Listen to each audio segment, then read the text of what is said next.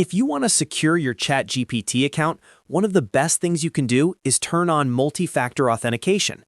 In this video, I'll show you exactly how to enable it step by step so your account has an extra layer of protection. This is a quick but important setup, especially if you use ChatGPT for work, school, or anything sensitive. And if this tutorial helps you out, go ahead and hit the like button and subscribe for more simple tech guides just like this. All right, let's jump in. First, go to ChatGPT and sign in if you're not already logged in. Once you're on the main screen, look to the bottom left corner and click on your profile. This opens your account menu, where you can access your personal settings. From there, click on Settings.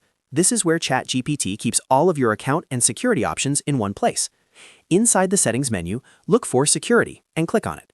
The Security section is where you can manage your login protection and account safety options. Now, under Security, you'll see the option for Authenticator App. Click on Authenticator App to begin the two-factor authentication setup process.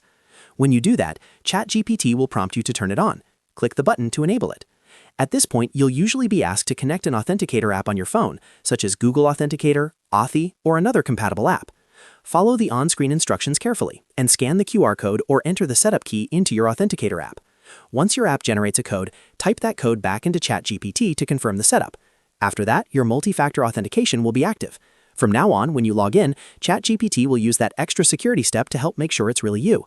That means even if someone gets your password, they still won't be able to get into your account without the authentication code. It's a simple step, but it makes a huge difference in keeping your account safe.